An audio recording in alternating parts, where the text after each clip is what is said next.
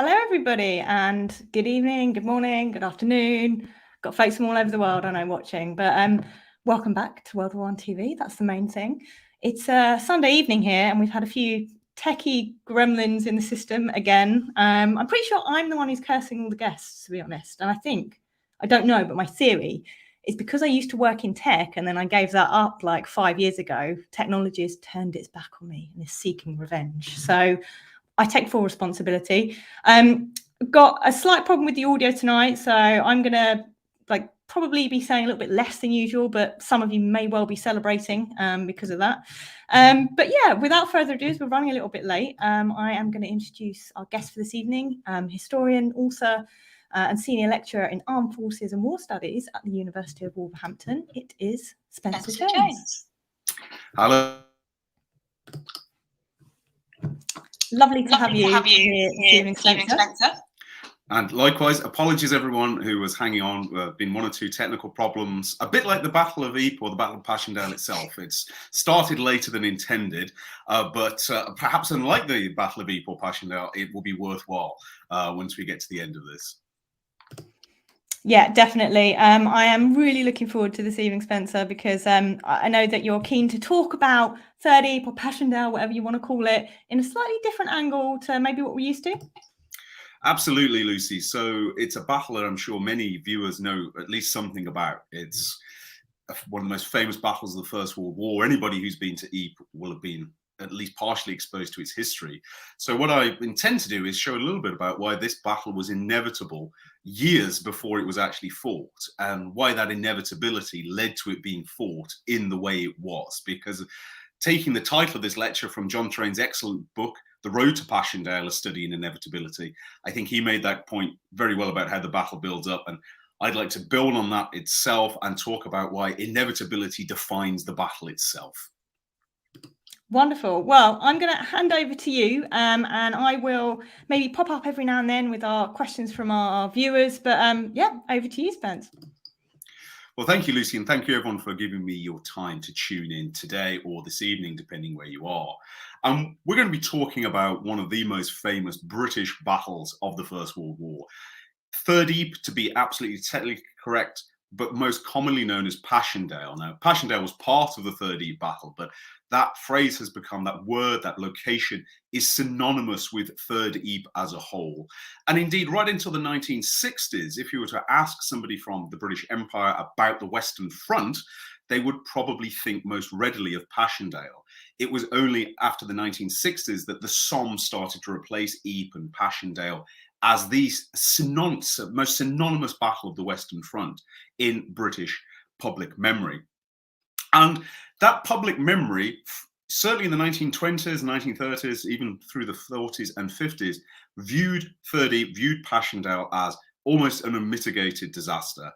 An example, classic example of the horrors of the Western Front, a mud-stricken nightmare in which more than 250,000 British and British Empire soldiers would fall for a gain of around about 5 miles at Third Ypres. And many authors turn their pen to the horrors of Passchendaele, trying to capture something about it, beginning with Philip Gibb, the war journalist in the 1920s, with his powerful book, Now It Can Be Told. He was the first to try and expose the true horror of what it was like to fight in the mud and the blood at Passchendaele. Other authors would follow, and Basil Liddell Hart, writing in The Real War in 1930, captured something about how the public viewed this battle when he wrote, "So fruitless in its results and so depressing in its direction was this 1917 offensive that Passchendaele has come to be a synonym for military failure, a name black-bordered in the records of the British Army."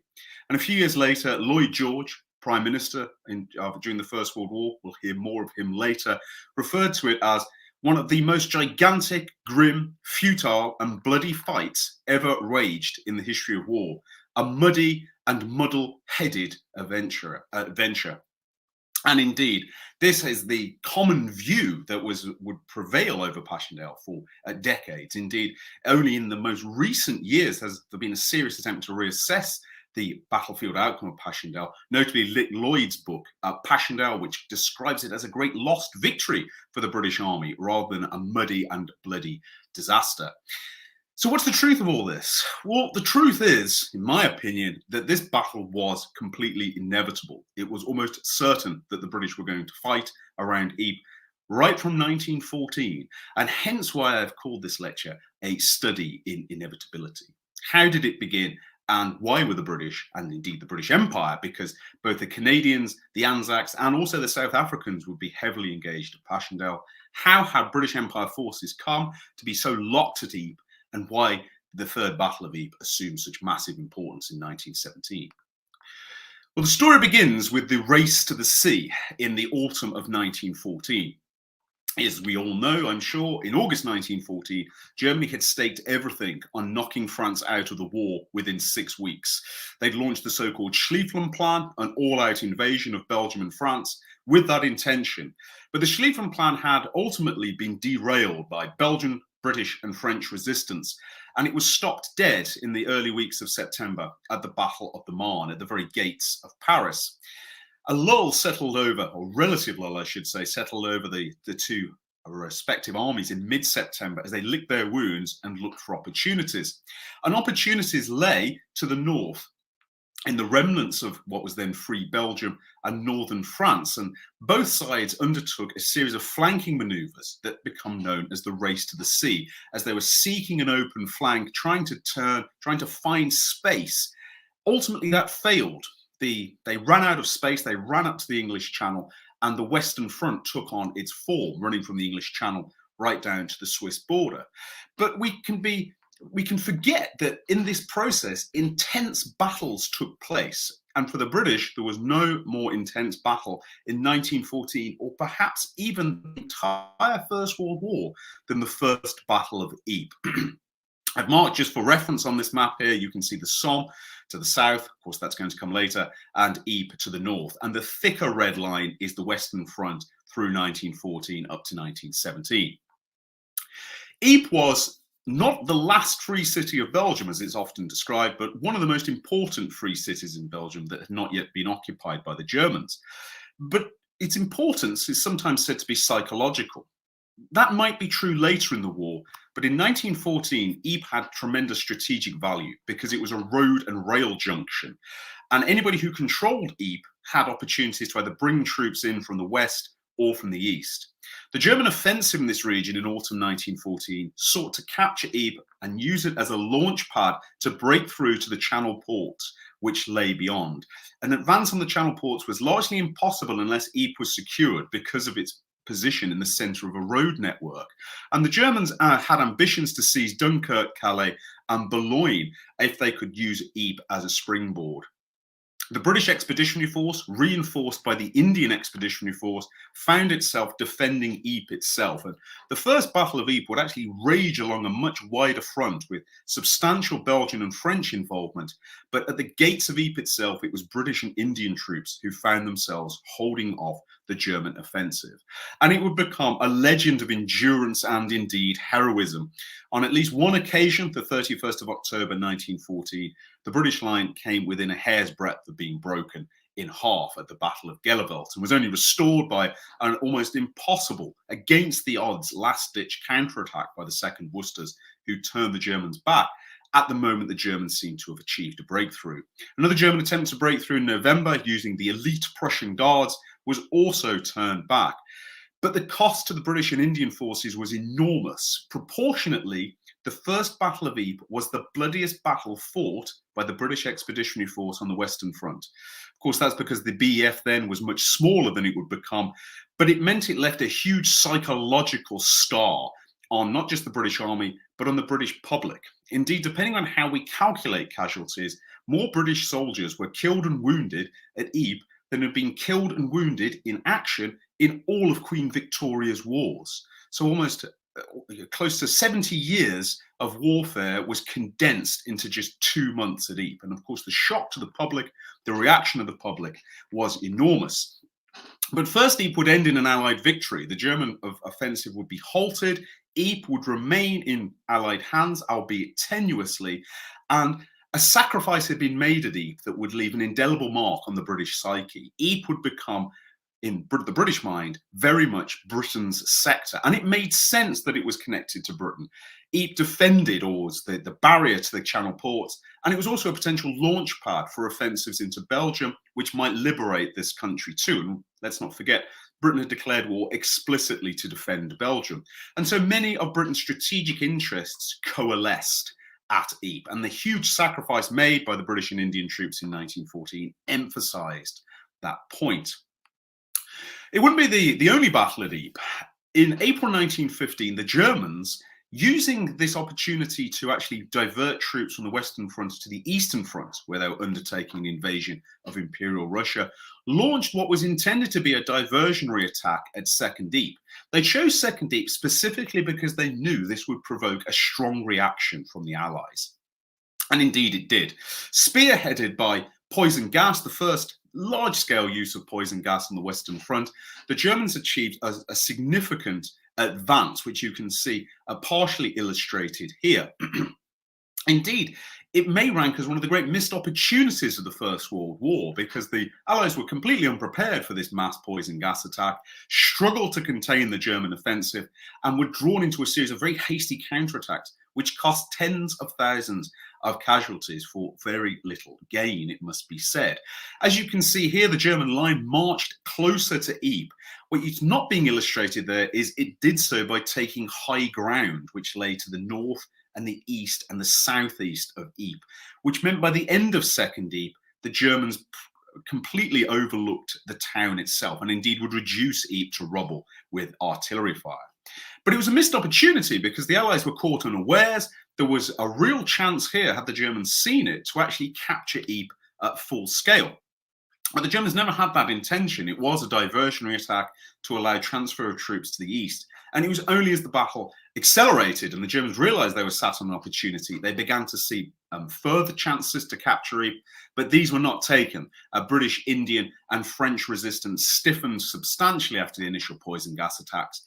Countermeasures were introduced and the line held once more. But Ypres had become a very tenuous position by the end of Second Ypres. The German advance around here had placed Ypres into a distinct salient, which meant it could be fired upon from three directions, from the north, from the east, and indeed from the south. And this map here gives you some impression about why that German advance in 1915 was so important. This is an attempt by a contemporary author to illustrate the high ground around Ypres. So you can see Ypres just on the left of that map, and you can see these sometimes called the Ypres ridges to the east. The German advance at Second Ypres meant that it possessed all of the high ground, or almost all of the high ground around Ypres. Now, when we say high ground around Ypres, we're not talking about large hills or mountains.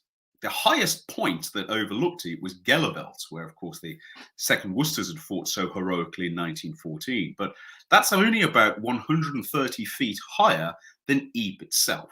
And any of you who've been to this region will know just how flat this region is. But that meant that these small ridges, and they were in geographic terms quite small, took on great importance. If you were in possession of these ridges, the surrounding ground was so flat, you would have tremendous observation to both west and to the east. They were the only significant geographical feature of military use in this area. And by the end of May 1915, the Germans controlled all the significant high ground. This allowed them to emplace defences on the high ground. It allowed them to put artillery observers on the high ground, and it made the salient a very deadly place. There were parts of the Western Front that were not considered especially active. There would be occasional sniping, desultory artillery fire, the odd trench raid. Ypres was never like that. Ypres was a notoriously active sector for both sides, characterized by constant sniping, constant artillery fire, constant pressure on this region. It was certainly for the British by far the most active sector of the front for the entire First World War, with both sides jockeying for position, and of course the Germans holding the stronger position by mid-1915. Now, Germany did not abandon its own ideas of capturing Ypres in 1915. Although Second Ypres was only a diversionary attack, towards the end of the year, German High Command seriously considered a new offensive against Ypres with the intention of capturing the city from these new strong positions and moving on to the Channel ports. It was ultimately abandoned, partially because it was felt that even if a victory was won here, even if the British army was heavily defeated, the British could simply evacuate from France if necessary and then would return to a subsequent port. The Germans couldn't overrun all of France, although undoubtedly the loss of the Channel ports would be a blow. And so the idea of a third Battle of Ypres fought by the Germans was abandoned in favour of what would become the Battle of Verdun, because the French couldn't escape from that battle, whereas the British could potentially withdraw from Ypres. But the reason, of course, the Germans had this idea was the continuing strategic value of this city and their much increased strength in the region after Second Ypres. But it wasn't just the Germans who were thinking about battles here. One of the most remarkable features is the consistency of British ambitions around Ypres from almost the moment the battle began in October 1914 under the command of John French on the left, through to Douglas Haig taking command in late 1915 and into 1916. For the British, Ypres was always the centre point of the Western Front, partially because of its strategic value, partially because of the blood sacrifice made there in 1914, and partially also because Ypres was probably the only sector of the front occupied by the British where a operational military victory, a battlefield victory, could reap major strategic results. Because the ridges that you were just looking at were a double-edged sword. The Germans controlled them all by late 1915. But if the British could wrest control of those ridges, then to the east, German positions could be equally exposed, if not even more so. Very few defensible positions lay to the east of the Ypres or Gellivelt ridges. And if the British were there, they might necessitate the Germans to retreat much, much further. An opportunity then that was rare on the Western Front. By capturing a relatively small geographic feature, winning a battle there, major lasting strategic results could be reaped. Perhaps the Belgian coast could be liberated. Perhaps Germany would be forced into a humiliating withdrawal. There could be opportunities for more offensives here. And this contrasts very distinctly with the Somme. One of the features of the Somme in strategic terms is even if the Allies had broken through at the Somme, there's almost nothing of value behind the Somme in strategic terms for some miles. Depending on how you calculate it, you need to advance about 50 miles before you start really threatening German communications. That's not so at Ypres. It's about a 7-mile advance is required to clear the ridges. Had that been done, then a major strategic result may have been achieved. And both John French in 14 and 15 and Douglas Haig in 16 and into 17 recognised this. French had deep ambitions for renewing the Battle of Ypres, perhaps with Allied naval landings on the coast. He actually proposed this idea in 1915, but it was rejected in favour of the Gallipoli operation. He would revisit the idea again in the summer of 15, but at the time he was committed to the Battle of Loos and there weren't resources for both engagements. After he was removed from command in late 1915, Douglas Haig picked up these ideas, and indeed he seriously considered making Britain's main effort in 1916 not the Somme, but Ypres instead, because of the reasons that have already been outlined. And so this is where the idea of inevitability starts to come in. Right from the first shots at Ypres, Ypres had become a centerpiece of British military strategy, and it was always going to be the battleground or a major battleground at some point in the future. But in 14, 15 and 16, the opportunity wasn't there. In 15, Britain was committed to supporting French offensives and was seriously short of resources. And in 16, Britain was committed to a battle on the Somme rather than at Ypres and could not deviate from that plan. It wasn't until 1917 that opportunity arose for British ambitions to finally be realised. And somewhat ironically, this came during a period of real hardship for the Allies, which I've termed in my book of the same title, The Darkest Year, a quote drawn from the Chief of the Imperial General Staff, William Robertson. The Allies were simply on the rack in 1917. In the spring of 1917, the Tsar, facing enormous internal pressure, had abdicated. And that abdication tore the heart out of Imperial Russia's army, which was already blooded and battered after 3 years of brutal combat and German and Austrian invasion. The Russian army would slowly disintegrate throughout 1917 until eventually it crumbled away entirely by the end of the year. The French army was also facing its own difficulties. The failure of the so-called Nivelle offensive in April 1917 had prompted a spasm of disorder in the French army, often described as a mutiny. It was a limited mutiny in the sense that not every unit participated, and the mutineers had, what to our eyes look fairly reasonable demands, things like better rations, better treatment, and not to be thrown into unwinnable battles. But the French, of course, reacted very strongly to this, and the appearance of these mutineers indicated that the French army, which had been fighting incredibly hard since 1914, had suffered massive casualties, was essentially on the brink. It could still hold the line, but it was in no position to launch offensives, and indeed it would not launch major offensives until very, very late in 1917. Meanwhile, away from the Western Front, Germany in February 1917 had declared unrestricted submarine warfare, declaring the waters around the British Isles a war zone and announcing that any merchant ship, no matter its nationality, that entered these waters would be sunk without warning. And they kept good to this promise. German U-boats ravaged Allied shipping through February, March, and especially in April. In April 1917, more Allied shipping was sunk than at any other point during the First World War. And this was placing a serious strain on Britain's ability to maintain its war effort. And so you have a disastrous situation, really, for the Allies. Russia is tumbling out of the war. The French are capable of defending their ground, but can't participate in any further offensives. And Germany is winning some form of strategic victory at sea by sinking Allied merchantmen at a tremendous rate. But perversely, this provided a potential opportunity for the British Army. Of the major Allied armies, and I haven't included the Italians here because the Italians were also continuing their offensives in 1917.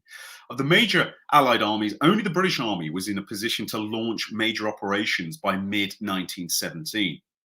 And indeed, there was pressure on them to do so. They couldn't simply sit aside and allow the Russians to succumb to German invasion, allow the French to possibly be assaulted by the Germans when the French were at a low ebb, and do nothing whilst German U-boats were ravaging Allied merchant convoys. And freed from the need to cooperate hand in hand with the French in an offensive, because the French had always had their doubts about an attack at Ypres, regarding it as potentially not helping the liberation of France, would help the liberation of Belgium, and also noting its difficulties. Ferdinand Foch memorably described any offensive in Ypres as a duck's march because it had the potential to be so waterlogged. The French had not been terribly keen on cooperating at Ypres, but now, paralysed as they were and incapable of major offensives, they were not in a position to tell the British that they couldn't. And this gave a window of opportunity to Douglas Haig and indeed British High Command. The Ypres debate about whether a third Battle of Ypres would be fought began on the 8th of June. It actually overlapped with the Battle of Messines Ridge, which we'll look at in just a moment. And it would go through 16 tempestuous war cabinet meetings before it was finally approved in late July, just under a week before the battle itself began. The essence of this debate hinged on the differences between Prime Minister David Lloyd George, Chief of the Imperial General Staff William Robertson in the centre of your picture, and of course the Commander-in-Chief of the BEF, Douglas Haig. Lloyd George had become Prime Minister in late 1916. He'd ousted the incumbent Herbert Asquith. Lloyd George had never been a great believer in fighting on the Western Front. As early as 1914, he'd been suggesting all kinds of schemes to try and draw the British Army away from this front. His dislike of fighting on the Western Front had intensified, having witnessed the defeats of 1915 and the tremendous bloodletting at the Somme in 1916. He was very much against the idea of just fighting attritionally, endlessly, it seemed to him, until the Germans cracked. And indeed, in 1917, he'd attempted to put the British on a different military strategic footing. And he'd made a terrible error because he tried to manipulate Haig and indeed Robertson to put them under direct French command. That French commander was Robert Nivelle, whose offensive in April 1917 would miscarry disastrously and would send the French into mutiny. Lloyd George had really mishandled this, and he had created deep mistrust between Robertson and Haig and himself. And that was going to be a serious problem for him as the debate about a new offensive began. Ultimately, Lloyd George did not want a third to be fought. And in the debates that followed, he cast out various alternative suggestions, such as supporting Italy, such as carrying out very limited attacks, similar to that which the French were starting to do, diverting resources to the Middle East, anything except locking the British Army into another major attritional battle, rather like the Somme. In this, he should have had an ally in the form of William Robertson, who'd been chief of the Imperial General Staff since the start of 1916, because Robertson himself was having doubts about the idea of a major offensive in 1917. Robertson was concerned about the manpower situation. Britain was ultimately, and not to mention the Empire, was starting to run out of troops after 3 years of war. He was also concerned that in 1916, the Germans had held off major offensives from the British, the French, and the Russians at the same time. And therefore, it seemed unlikely that a British-only offensive would achieve major success. So Lloyd George and Robertson should have had a lot in common, but in fact, they didn't. The two men could not get on with one another personally. Lloyd George was energetic, outgoing, an extrovert, morally rather dubious, but otherwise a charmer. Robertson was, on the other hand, morally absolutely upright, somewhat old-fashioned in his personality, priggish even, a pedantic and a stickler for detail. And he found Lloyd George's exuberant personality irritating rather than endearing. Equally, Lloyd George found Robertson's stoicism a frustration rather than an asset. And above all else, Robertson simply didn't trust Lloyd George, especially after Lloyd George had tried to place the British Army under French command. And this meant that although Robertson didn't really believe in the Third Ypres offensive himself and subtly urged Haig to take a slow and cautious approach to the battle, he couldn't come out and publicly say so. Instead, he had to back Haig. And here Haig was in some ways both at the height of his powers and also at his very worst, displaying some of his worst command attributes. Because in the June and July of 1917, a lot seemed to be going well for the British Army. It was much better equipped, it was better trained, it was much more experienced, it was a much more hard fighting force than the brave but ill-trained volunteers of 1916. It was backed, of course, by the Canadian and Anzac Corps, which were now developing reputations as elites, proto-national armies that could be used as spearhead troops, not to mention a very solid backbone of British divisions. And Haig could point to successes that had been had prior to this in 1917. The opening of the Battle of Arras in April 1917 had been the biggest British advance since trench warfare had begun, whilst the Battle of Messines Ridge, which I'll hear more about in just a moment, had also shown that the British were capable of assaulting very, very strong German defensive positions and taking them at reasonable casualties. And so Haig arrived at these meetings full of confidence, and more than just confidence, full of optimism. If Haig had a single individual flaw that hampered him throughout the First World War, it was the fact he was an optimist. But he was more than just an optimist. He was what I would describe as a compound optimist. He would fix on a positive idea, and then over time he would compound it. And so small positive signs would grow and grow and grow in his mind until he would become convinced that the Germans were on the brink of collapse, and all he needed to do was throw enough resources at them to make them crack. Haig's optimism in June and July 1917 is sometimes attributed to his intelligence officer, John Charteris, feeding him over-exuberant reports. But we know that's not true. Charteris's own reports were actually relatively downbeat and reflect on the resilience of the German army in 1917. Haig's belief that the German army was on the brink of collapse was largely his own, and he was at least partially informed by the successes of the opening of opening of the Battle of Arras and the Battle of Messines Ridge. But Haig also had ignored something here, and that was that after the successful opening at Arras, the battle had deteriorated into an attritional slogging match, which would inflict the highest daily attrition rate on the British Army in the entire First World War. And Haig had pushed far too hard with far too limited resources, leading to bloody setbacks in the remainder of the battle. And Lloyd George was very conscious of that, whereas Haig focused on the initial success, Lloyd George focused on the bloody attrition that would follow. Haig sometimes described as a bad speaker, and in person he could often be inarticulate and a mumbler. But when it came to giving presentations, he was actually a very strong speaker, and his presentation to the War Cabinet on his own birthday, his own 56th birthday in June 1917, was a magnificent performance.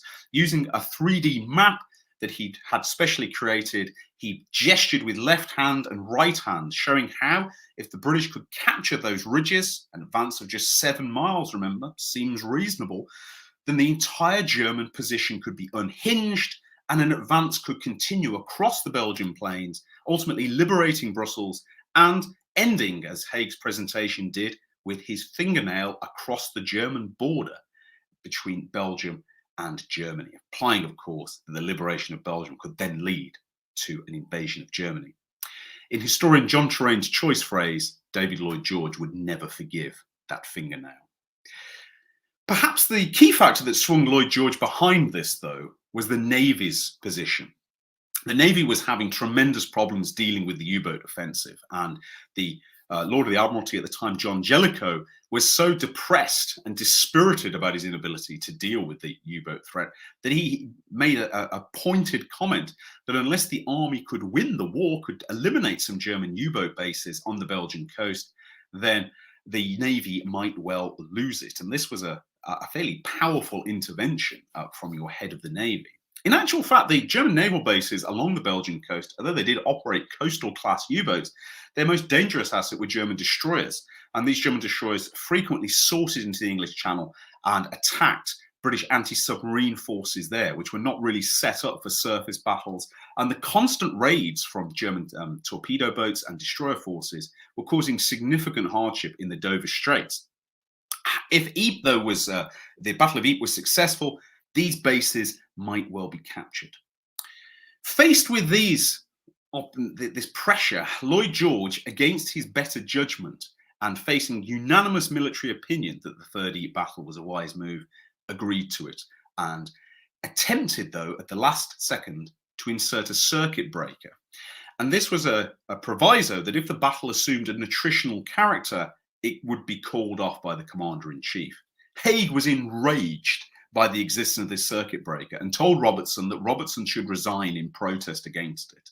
Robertson, caught between two stools because he didn't really believe in the Third Ypres offensive himself, but he was determined not to give Lloyd George any points, agreed that he would do everything to stop it. But the circuit breaker itself was doomed from the start because only the commander on the ground, Haig, could make the decision whether the battle had become attritional. And as we've heard, Haig was a compound optimist. No matter what happened, he'd always be optimistic he could win this battle. He would never see that it had turned into an attritional struggle. And so the gears of inevitability turned once more, and the Third Battle of Ypres was put into official motion. But the Third Battle of Ypres had actually begun even before these war cabinet meetings began, because on the 7th of June, British and Australian forces attacked at Messines Ridge, which lay to the south of Ypres. Messines Ridge actually overlooks part of Ypres, and its capture was a necessary precursor to an offensive. If it wasn't taken, then it could deliver fire from the south into any advancing British forces. And in a miracle of engineering, really, the British had, and indeed Australians, had dug under the Messines Ridge, seeded it with a number of enormous mines, which were detonated on the 7th of June, and then supported with an enormous concentrated barrage, some tanks, and now well-trained and experienced infantry. The British and Australians overran Messines Ridge, actually capturing more than their initial objectives and indeed carving out a little bit more. This battle was ongoing whilst, of course, the War Cabinet was meeting. I'm just going to say one of the other big reasons that Messines was successful was, of course, because of mules, because of the mule tracks that they laid in the initial assault. So, got to get that one in there. You could even call that horsepower, except terrible jokes. I've got lots of them. I'll come back to those in the Q&A. So yes, mules, tanks, artillery, mines, and of course infantry led to this great victory at Messines Ridge. And there's sometimes said that the Messines Ridge was a lost opportunity because the Germans were stunned by this offensive. They were in something of disarray, and perhaps there was an opportunity to snowball this offensive and use it to expand immediately into the Battle of Third Ypres. In reality, that was impossible. The British needed time to assemble all their stores, equipment, artillery, everything else for the Third Ypres offensive. And furthermore, there was not political approval for the battle yet. the Battle of Messines started a day before the cabinet started meeting about it. And although Haig was quite happy to push his luck with the British government, even that might have taken it too far. But above all else, there was simply time needed to prepare the stores, the stocks, everything else you needed for a major offensive. But whilst the British were preparing, celebrating their victory at Messines Ridge, so too were the Germans. This success at Messines Ridge also raised an intriguing command problem for Douglas Haig. For most of the war, in fact, from May 1915, the Ypres sector had been commanded by Herbert Plumer, affectionately known as Daddy, and his Second Army. They knew certainly Plumer knew the Ypres front better than any other commander. And indeed, he'd been drawing up various plans for assaults around the Ypres sector for years.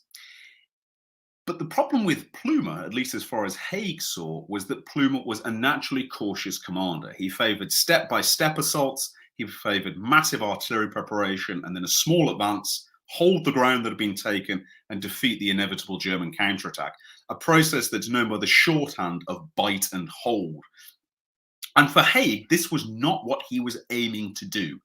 Remember, he needs at least a 7-mile advance to capture those ridges, and if he's going to break out from those ridges, he needs to do this fairly quickly. The battle is going to be taking place in July, August, and September. The weather, certainly in Flanders from October onwards, is very unpredictable, and is generally quite damp. And so Haig has a small window of opportunity to capture the ridges and break out. Plumer cannot do this fast enough as far as Haig is concerned. His methods are slow, his methods are artillery intensive. Even though he's the expert in Ypres, even though he's the victor of Messines Ridge, Haig doesn't want him in command of this showpiece offensive. And so instead he goes down to the Somme and he finds Hubert Gough, the youngest army commander in the BEF, and probably its most controversial too. Nicknamed the Fox Terrier because of his sharpness and his alertness, he had had a meteoric rise from a cavalry brigadier in 1914 to a full-blooded army commander by 1916. But on the way, he'd ruffled plenty of feathers. He was an extremely abrasive personality and certainly had elements of bullying about him. He used to terrorize his subordinates, and his acerbic comments and indeed his hectoring approach to his subordinates had made him one of the most disliked army commanders in the entire BEF. He was not without his abilities. He was certainly a sharp mind. He was highly aggressive. He was very much despite his later image, very much a thinking general. It's just that he drew very different conclusions from those of, say, Herbert Plumer.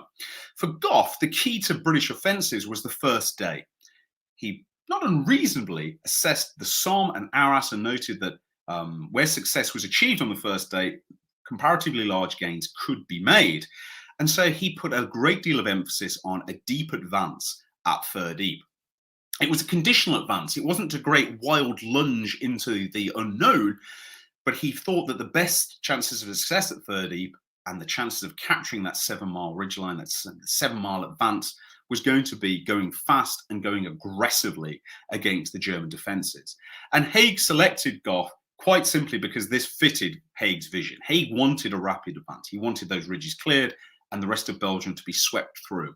And he called upon Gough to do this because of all his army commanders, Gough was temperamentally the most suited to this type of highly aggressive assault. And so Gough, who had very limited knowledge of the Ypres sector, he'd not served there since 1914, was placed in charge, and he and his army would have to start planning an offensive here. But whilst the British were planning their own offensives, the Germans were far from resting on their laurels. The Germans knew the importance of Ypres to the British and indeed regarded it as an important location of their own.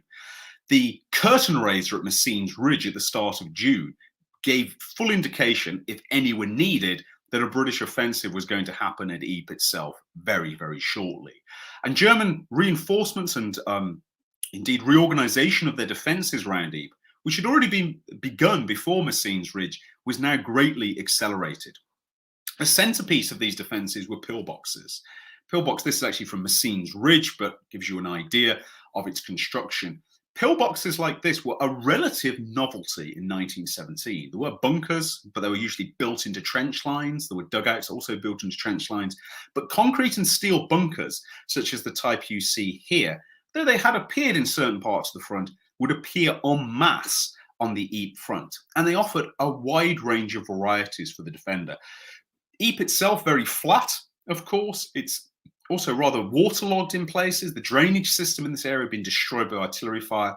And so a pillbox gave you a really strong, firm, unfloodable defensive position. It was largely immune to anything except the largest caliber British shells. You could take shelter in it. You could operate from it. It was difficult to engage with small arms, although not impossible. And to really knock it out as infantry, you had to get within grenade range and throw your grenades through the vision slits. And these bunkers were not simply placed haphazardly, they were placed in a checkerboard formation, with each bunker, in theory at least, able to provide supporting fire to the next. The idea behind the German bunker system came from German commander von Lossberg, and he's sometimes known as the von Lossberg system. The idea was that a British offensive would enter into this bunker area and would be broken up. Some parts of the attacking force would go forward, others would get pinned down in front of bunkers. The advance would become ragged. They would lose their creeping barrage. They'd be broken into component parts, at which point specialist counterattack troops, the so-called Eingriff divisions, would come from reserve areas and would sweep through the broken up British attackers, would sweep them back, and would ultimately turn them away from their advance. The British had not encountered pillboxes in large numbers before, and they'd certainly not encountered them on the von Lossberg system. And crucially, British intelligence had not identified the significance of this prior to the opening of Gough's offensive. And Gough's idea of a conditional advance, so that an initial first offensive often broke the German front line. It had been the case in parts of the Somme. It had certainly been the case of Arras. His idea that then you could maintain that advance and try and take as much ground as you could on the first day was going to fall foul of this very Lossberg system. Indeed, the Lossberg system was in many ways designed to stop exactly this type of rolling British advance, because even if the German front line was overrun, British troops would then advance into this maze of bunkers and they would find themselves in grave difficulty.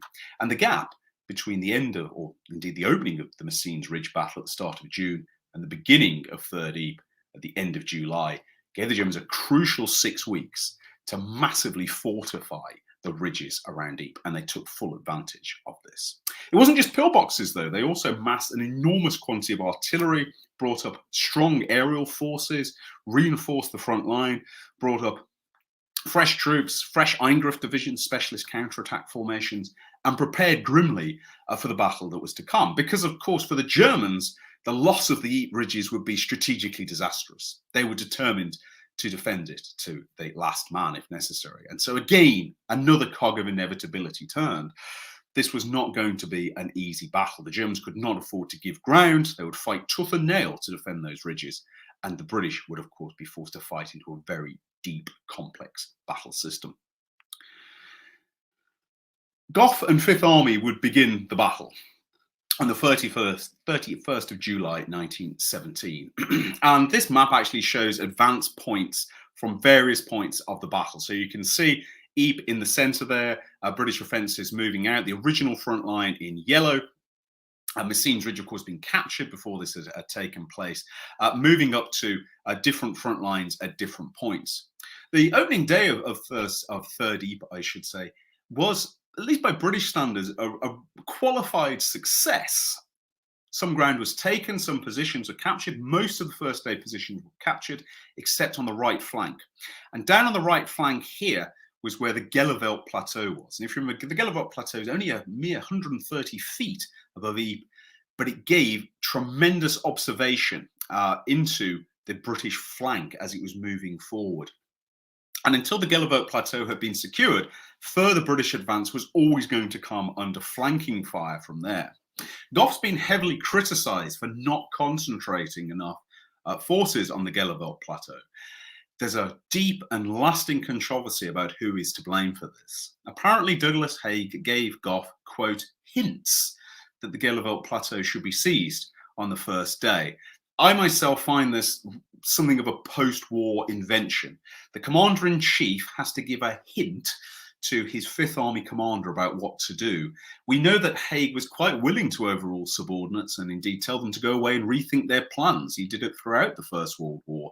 And suddenly not to do so with Hubert Gough in July 1917 does not seem entirely accurate to me. There's a deep, long, and indeed in many ways continuing controversy about who is to blame for the mistakes at the start of Third Ypres. Perhaps we can get them down to the questions and answers, but for me, I think that Douglas Haig bears a heavy responsibility, as of course does Hubert Gough, whose own planning process was far from ideal. But what really hampered this battle was the weather. It began to rain, indeed, on the very first day of the battle, and it would continue to rain throughout August 1917. And not merely rain a little, rain torrentially. Day after day after day of rain would fall throughout the month of August. It's sometimes said that this should have been predicted, that Flanders was known for its rains. Well, that's true as far as it goes, but Flanders is wet in the spring, in the autumn, and especially in the winter.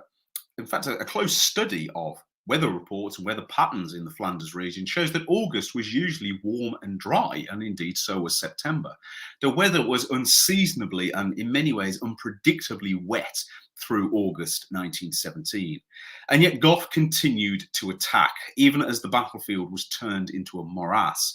And in this mud-stricken nightmare, of course, some of the most evocative photographs of the First World War would be captured. This is just one of many. And as one soldier wrote home rather sadly, "I am fighting in the worst place in the world."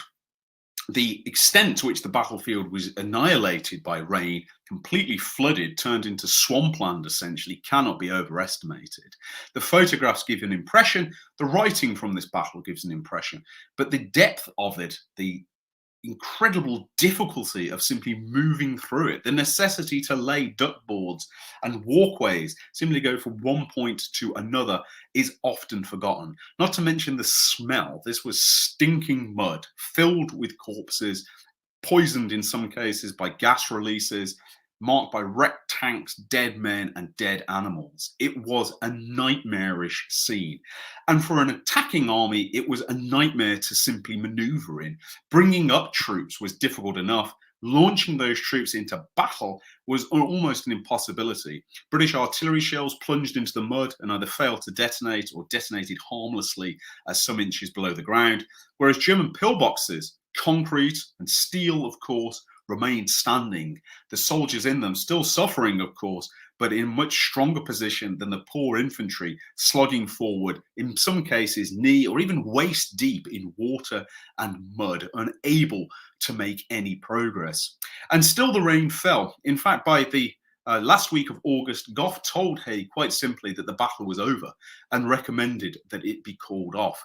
Little ground had been gained after the first day, casualties were mounting, and morale was falling too. And this was a relative novelty for the British Army, which demonstrated strong morale throughout the First World War, but simply asking soldiers to fight in this swampland was taxing even their morale. There was also concerns at home. Heavy casualties were being suffered, ground gains seemed limited, and David Lloyd George himself, who'd never believed in this offensive, was becoming increasingly anxious about it. Indeed, he'd become extremely ill in the first week of September, possibly with a psychosomatic illness brought on by stress at the news the battle was going so badly. Remember, of course, Lloyd George put a circuit breaker in this battle, that if it was becoming attritional, it would be called off. If there was ever a time to call it off, it was in August 1917.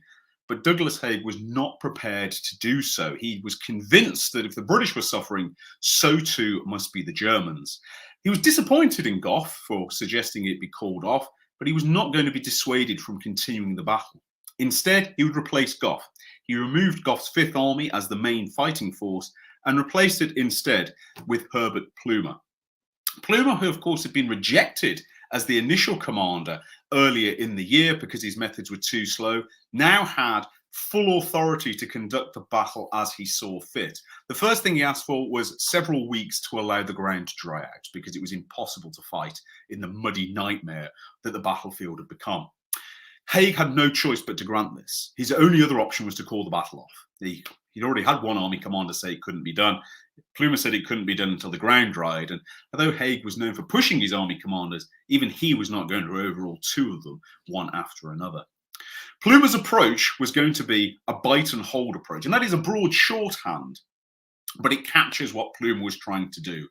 Deluge a portion of the German front, completely suppress it, allow an infantry attack to capture it, but not go any further, allow that position to be consolidated, and then as the Eingriff divisions and regiments emerged to counterattack, smash them to pieces with concentrated artillery and machine gun fire. In that way, Plumer believed he would inflict more casualties on the Germans than his attackers were suffering.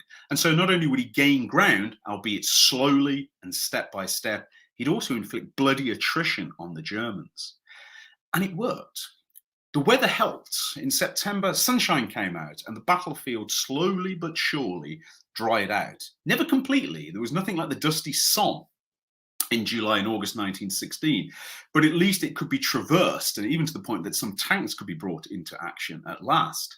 And when Plumer opened his offensive on the 20th of September, he dealt a powerful blow to the Germans. This combination of enormous artillery, a limited advance, a consolidation, and then the annihilation of the German counterattack was something the Germans hadn't seen before on this scale or this intensity. And it unhinged the entire concept that underpinned the Lossberg system. The Lossberg system worked because the bunkers broke up the attack, and then the Eingriff formations repelled the attackers. But now that wasn't working. The British were capturing parts of the German line and then destroying Eingriff formations. And those Eingriff formations could not be easily replaced. They were made up of some of the best trained troops, the most experienced troops, and their loss was keenly felt as the Allies slowly but surely chewed their way into the German position. And certainly from the end of September to the start of October, Plumer's offensives were brutally effective. That's not to say that they didn't result in British casualties too. In fact, Plumer's battle between September and November 1917, the bulk of British casualties, British and Empire casualties, will be suffered here rather than during Gough's tenure in command. But he was also inflicting heavy losses on the Germans at the same time. And crucially, the Germans were not sure how to deal with this. Their defensive system played directly into the hands of Plumer's attacking tactics. And there was serious consideration in the German command about whether the ridges might have to be abandoned and the Germans fall back to a new winter position, which they could reinforce between 17 and 18. If that had happened, then of course, this would have resulted in a great British victory, albeit a bloody one. But the weather came into play once again, because after the initial successes of Plumer's advance, weather turned in October once more. The battlefield descended once more into a muddy morass, just as it had during Gough's offensive in August. And in these conditions, if anything, Plumer's methods made the situation worse. His concentrated artillery bombardments churned the ground up into simply unpassable mud fields. Moving artillery up, which had to be done after every offensive, was a Herculean trial, moving guns and horses over these waterlogged, shell-holed, pot-marked areas.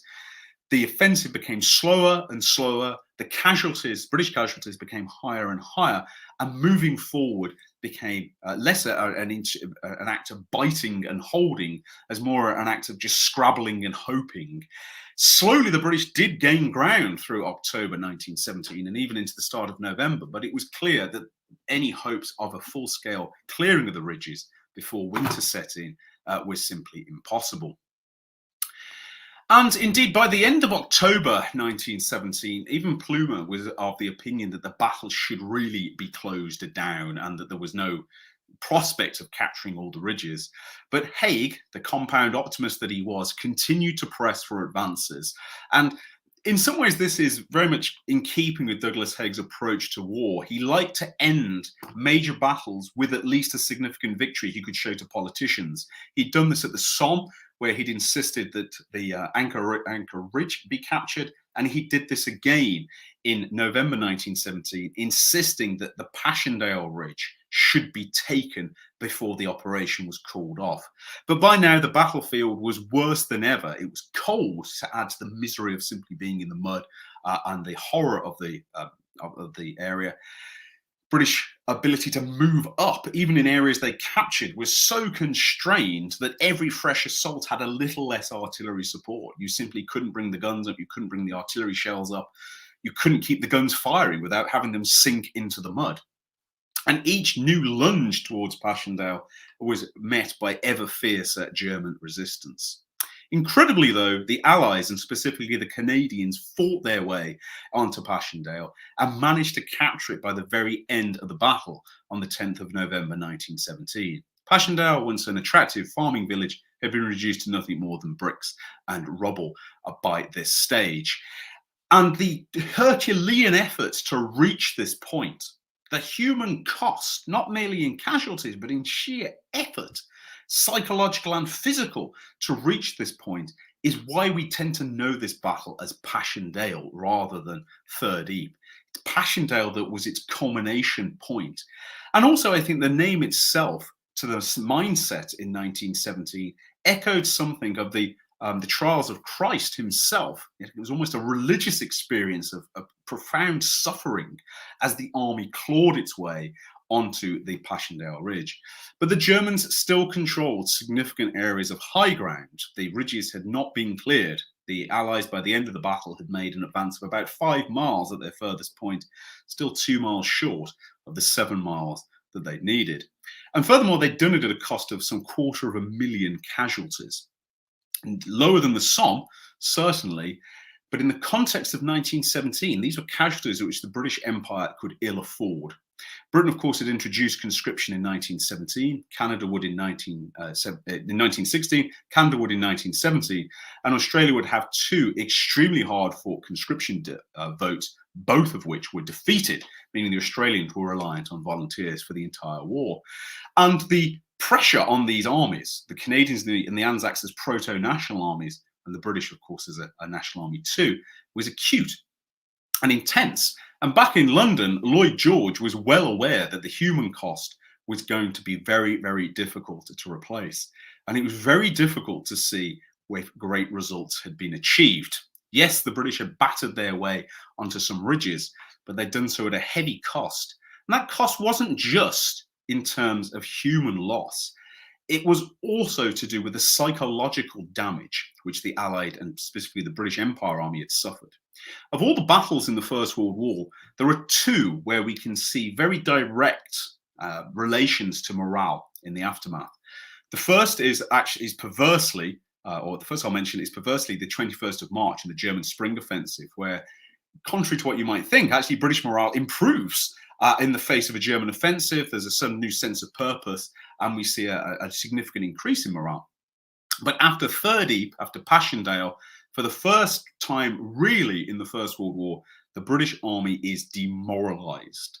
It is scarred by this experience. Now, this doesn't mean it's become defeatist, but there's a real sense of not exactly despair, but certainly disillusionment, a sense that the war will go on forever, and that if the soldiers can be asked to fight in conditions as ghastly as this, what hope is there of victory? And this is a really distinct period in the First World War for the British Army.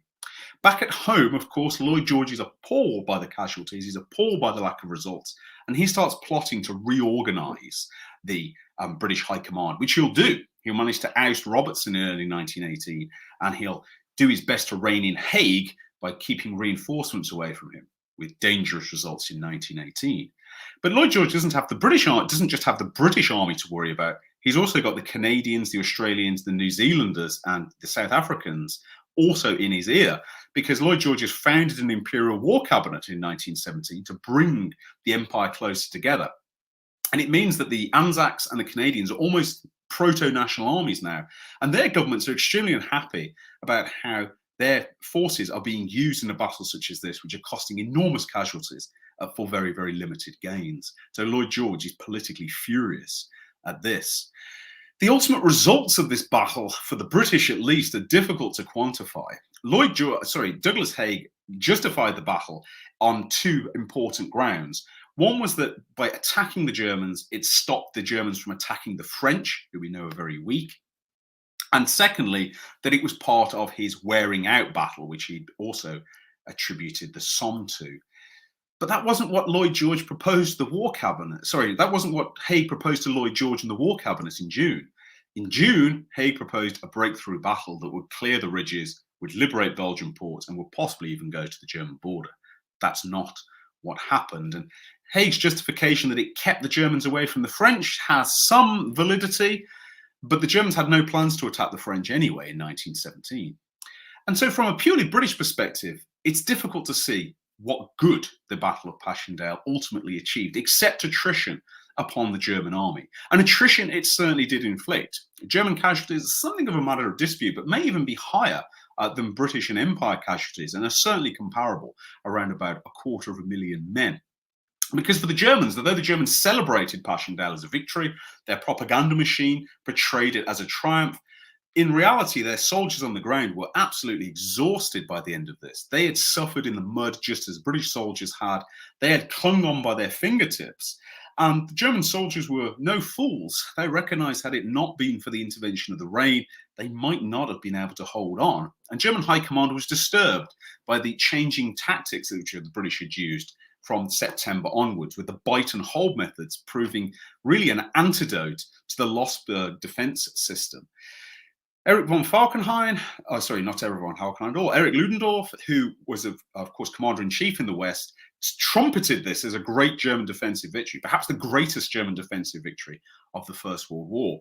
But that disguised the fact that the Germans had come very, very close to abandoning the ridge on the grounds that it couldn't be held, and them themselves had suffered severe casualties, especially amongst the Eingriff troops, who could not be easily replaced. And so both sides ended Third Ypres exhausted and battered. But it's my contention that probably the British army was in worse shape than the Germans by the end of 1917. Germany could celebrate some limited victories, the fact that the ground had been held, and in a wider strategic sense, you could take comfort in the fact that Russia had been knocked entirely out of the war.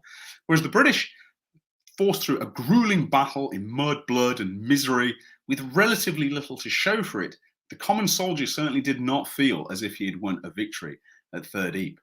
And although we can now, with a historian's eye, say that perhaps this was a lost victory, perhaps this was a battle which, if the weather had cooperated, may have ended in something very different. Perhaps we need to take account of the fact that the Germans were so exhausted and their commanders considered retreat. Within the pure context of 1917, it certainly did not feel like a victory. And it's this reason, combined with these images, combined with the incredibly evocative writing about Passchendaele that would come out of the battle, that would lead to it being seen as an emblem of suffering, as an emblem in many ways of futility. That is, in some ways, both the story of Passchendaele and also its tragedy, that it was a complex battle, but it was a battle that was inevitably going to be fought, and it was one that ultimately did not achieve British aims. Attrition could have probably been inflicted in other ways, with less cost, psychological and physical, to the British army. But that temptation to take those ridges and break into the open Belgian plain, achieve a battlefield victory that led to a true strategic result, was irresistible, and it was inevitable.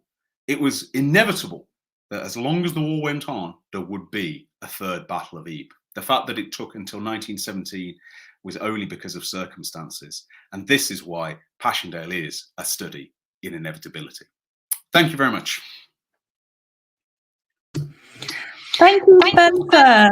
That was really brilliant, absolutely brilliant. We've got quite a lot of questions coming in. I'm going to have to mute you when I'm talking, so apologies for that. For what worth, with Third Ypres, I always have in my mind this idea of sunk cost fallacy. So this idea that we have in business where you invest so much in something that it becomes so much more difficult to stop at that point. And that's kind of something I think quite a lot of us can relate to when you're doing a project, you know, and you can understand this tunnel vision. But I love this idea of compound optimism of Haig. So the first question, just to talk about intelligence here, and you know, how much did, on a more general point, how much did the Allies know about the defences that were in place at Passchendaele? So, in some ways, the Allied intelligence was quite good, particularly about trench layouts and especially about German artillery positions. That was one of the great successes of Allied reconnaissance prior to the battle. Probably Allied or British counter-battery fire was probably at an almost pinnacle of effectiveness because of aerial reconnaissance. But the one thing that wasn't fully grasped was the extent of the pillbox system. Bear in mind, these pillboxes, although there are some on the front line, most are actually in what we would call the second line position. So you'd have to overrun the front line and get into them. Some of them are also in reverse slopes, so you can't observe them from the front line. Remember, the Germans have all the high ground. And finally, they're difficult to spot from an aerial shot. Remember, you're using black and white photography. It's relatively high altitude. It's good at picking out trenches. It's good at picking out artillery. But picking out individual pillboxes is actually much, much harder. These pillboxes are not that big. They're relatively small. Most of them are designed to hold no more than 8 men. So they're relatively small. They're camouflaged, of course. The Germans aren't ignorant about the effects of aerial reconnaissance. And Allied intelligence does not really pick up the extent of this construction before the battle. It's only once the fighting starts and suddenly there are dozens and dozens of these pillboxes that they appear. And the Allies have run into pillboxes before. These are not a complete innovation. The Allies have methods to deal with these pillboxes. What they don't have is methods to deal with pillboxes en masse. They've just not seen this before. And although they know the Germans are constructing defences very quickly before 30, they don't realise just how many pillboxes they're building.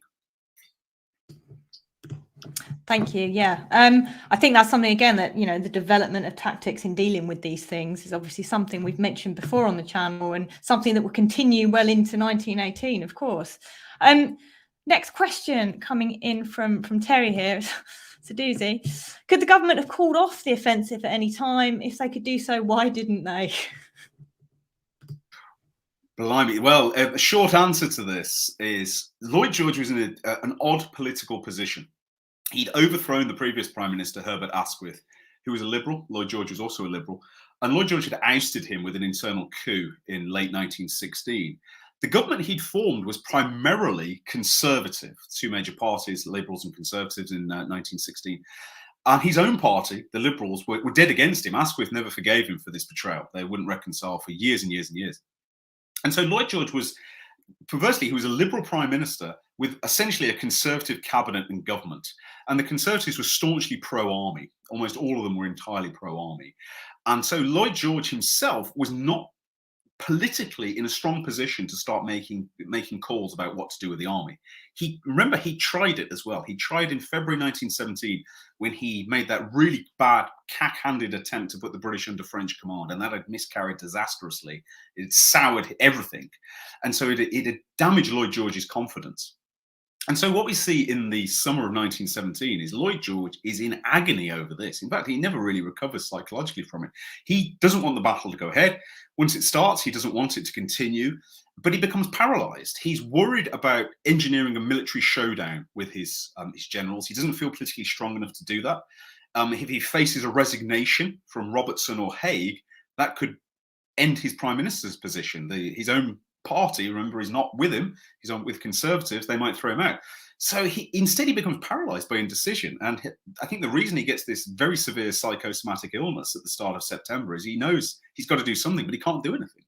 He does go out and visit the front. And memorably, he's supposedly shown a cage of German prisoners who are very weedy, demoralized, broken men. He claims later that all the fit men have been taken out and sent somewhere else, so he got the impression they're weak. But he just doesn't feel he can engineer a showdown.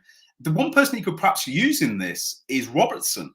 He could ask Robertson to basically rein Haig in. But remember, he soured his pitch with Robertson too. Robertson will not support Lloyd George against Haig, even though Robertson doesn't really believe in Third EP either.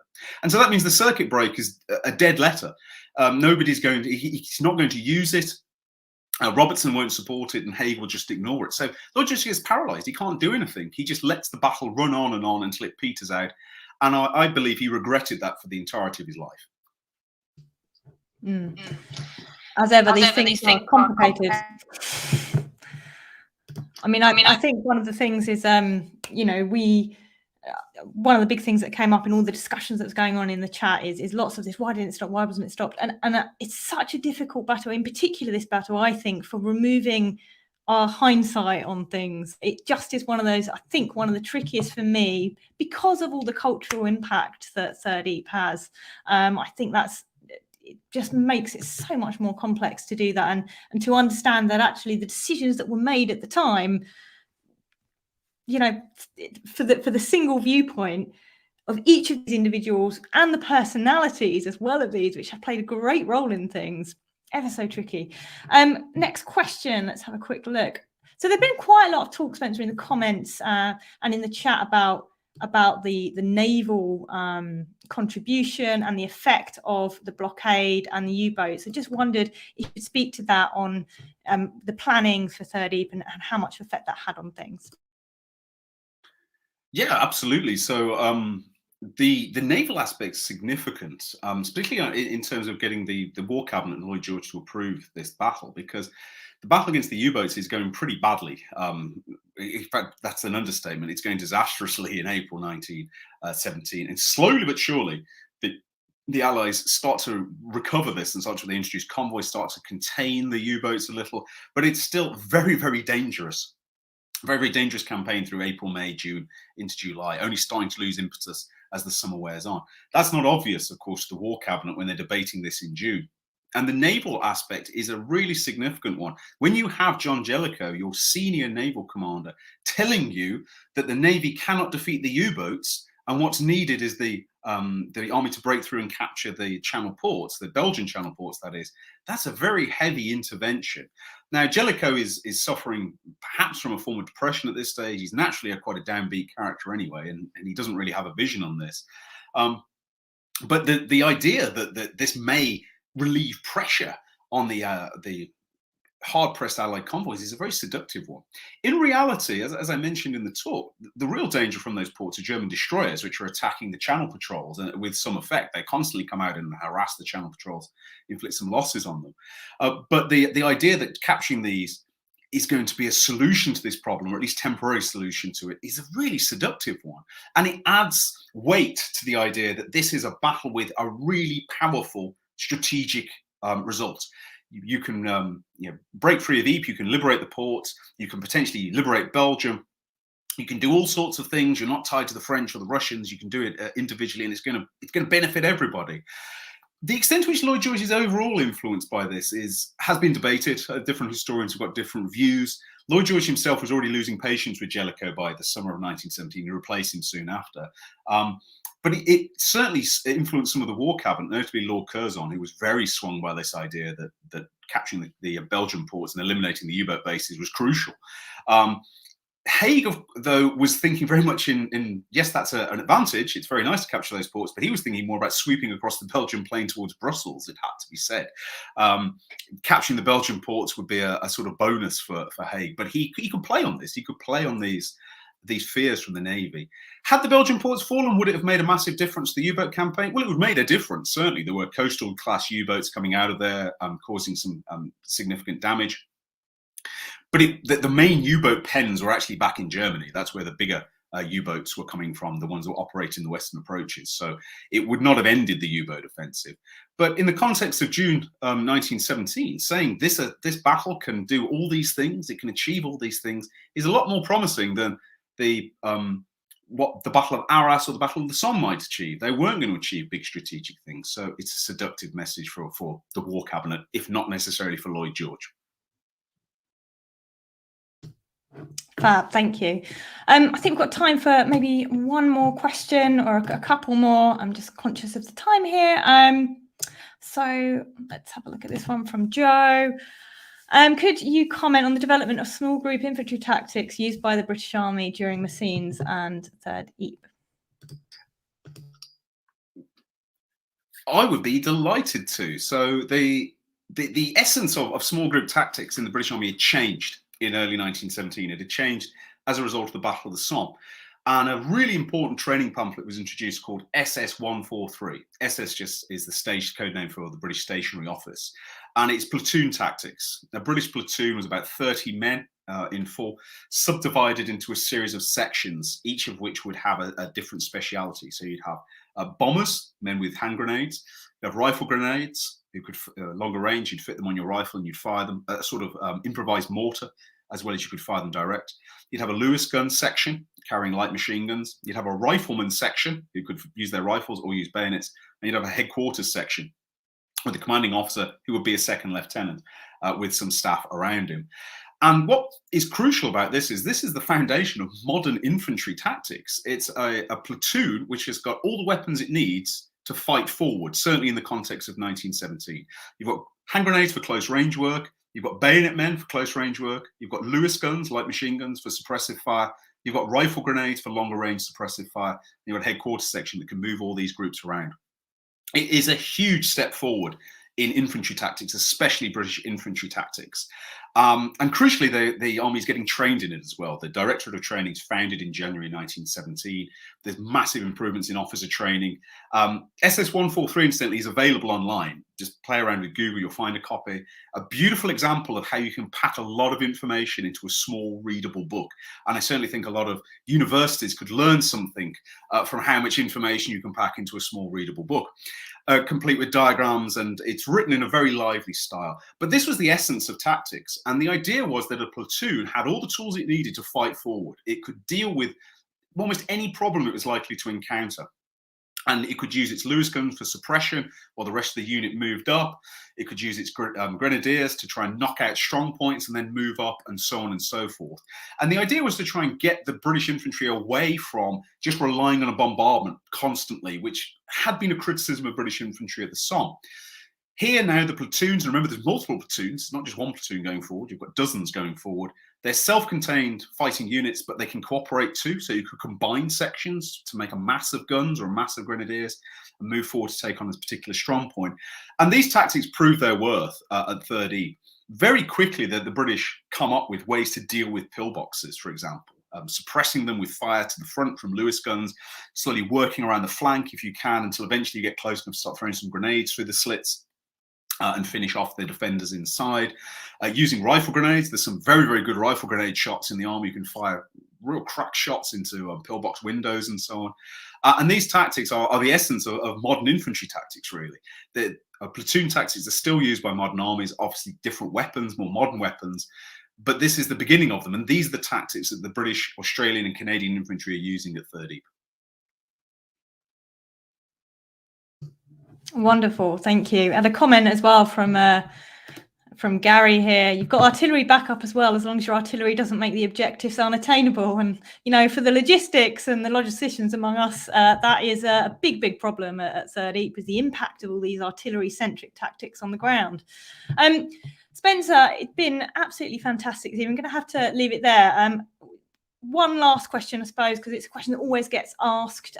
What books would you recommend? You know, if you're new to this topic, what would you say is a go-to read to understand a bit more about maybe more the sort of the political side and kind of the drivers for planning of 3rd E?